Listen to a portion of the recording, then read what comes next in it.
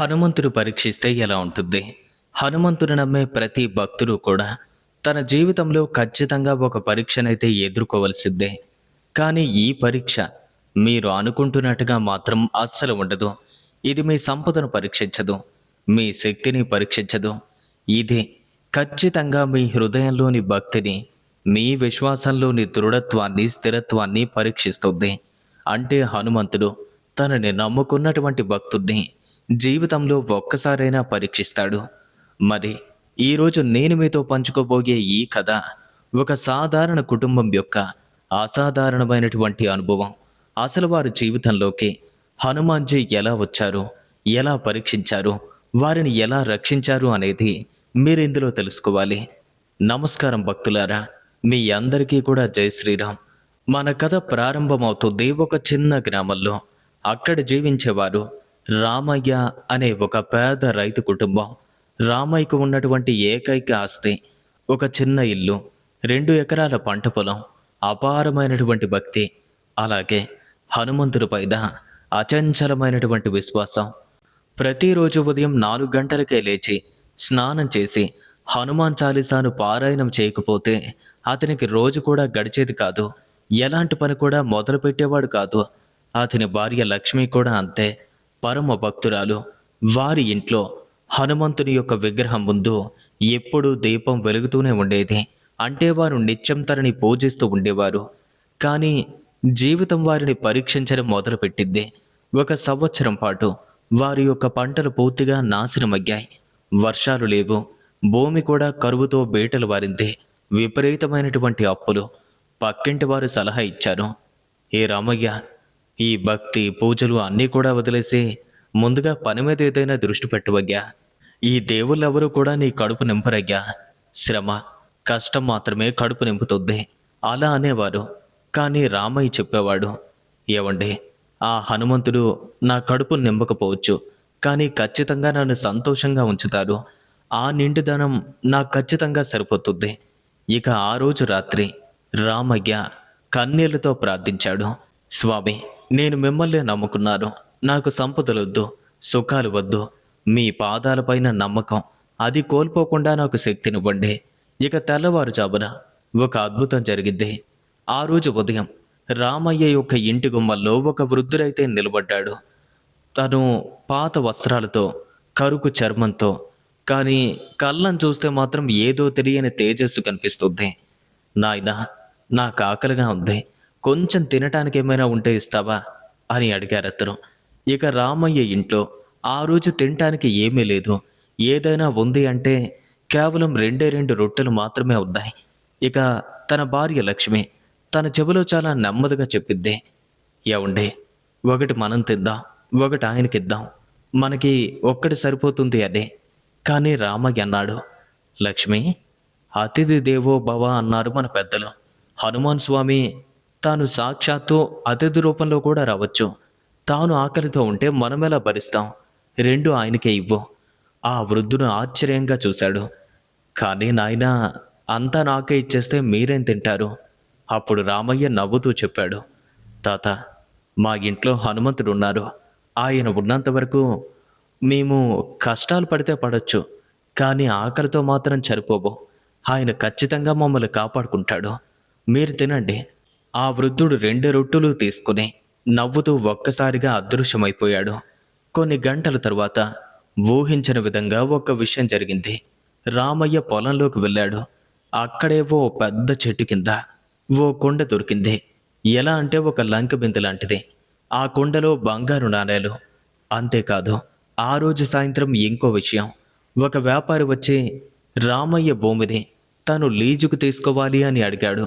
అది కూడా పండించే పంటకు వచ్చే ధర కంటే ఎక్కువ మొత్తంలో, అంటే చాలా లాభం వచ్చే విధంగా. కానీ అసలు అద్భుతం ఆ రోజు రాత్రి జరిగింది. రామయ్య కలలో సాక్షాత్తు హనుమంతుడు కనిపించారు. ఆ వృద్ధుని రూపంలో కనిపించి నవ్వుతో వానర వీరుడి యొక్క అసలు రూపంలోకి మారారు. హనుమంతుడు ఎలా చెప్పారు, ఏవయ్యా రామయ్య, ఈరోజు నువ్వు చేసింది భక్తి కాదయ్యా, త్యాగం.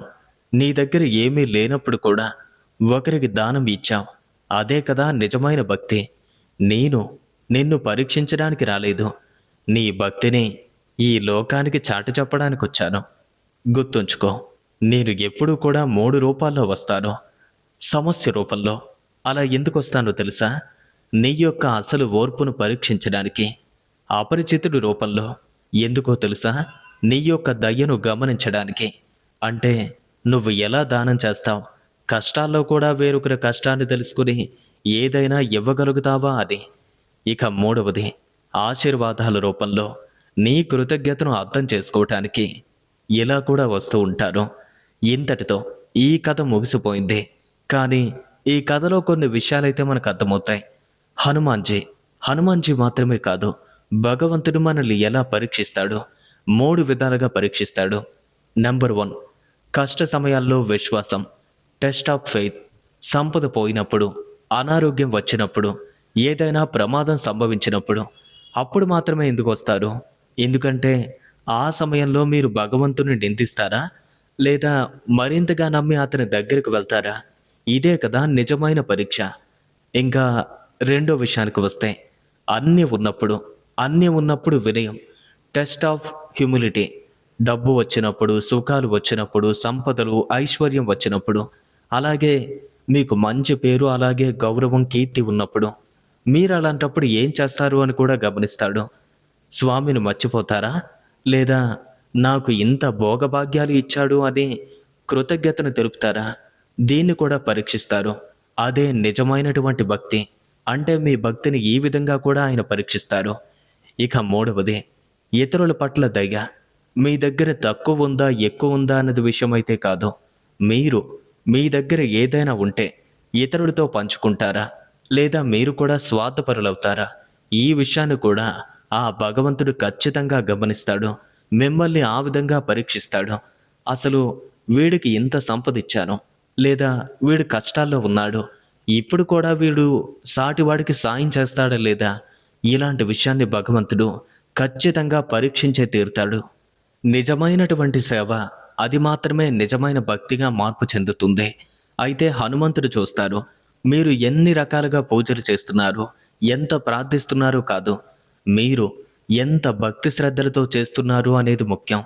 మీరు ఎన్ని మంత్రాలు, ఎన్ని శ్లోకాలు పఠిస్తున్నారు కాదు, మీ హృదయం లోపల ఎంత నిజాయితీ ఉందో గమనిస్తారు. మీరు ఎంత అర్పిస్తున్నారో కాదు, మీరు ఏ విధమైనటువంటి మనసుతో అర్పిస్తున్నారో, మీరు భగవంతునికి సేవ చేసేటప్పుడు ఎంత మంచి మనసుతో చేస్తున్నారో, ఆయన రూపాన్ని వేరొకరిలో ప్రతిరూపంగా చూసి ఎలా సేవిస్తున్నారు అనేది ముఖ్యం.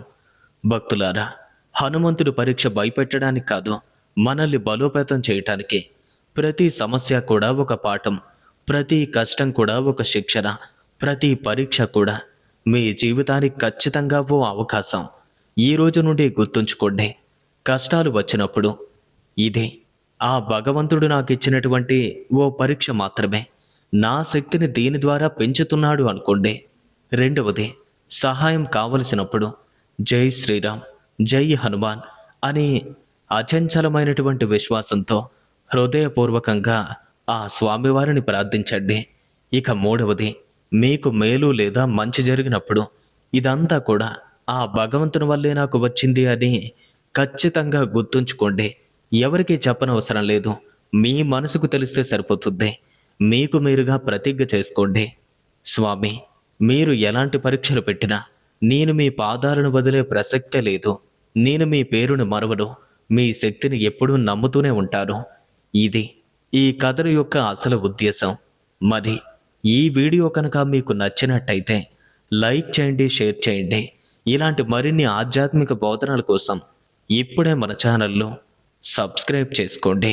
ఒకవేళ మీకు మీ యొక్క దైవంతో ఏవైనా అనుభవాలు ఉంటే తప్పకుండా క్రింద కామెంట్స్ రూపంలో మాకు తెలియచేయండి. జై శ్రీరామ్, జై హనుమాన్. మీ అందరి జీవితాల్లో ఆ పవనపుత్రుని యొక్క ఆశీస్సులు సదా ఉండాలని ఆకాంక్షిస్తూ సర్వే జనా సుఖినో భవంతు.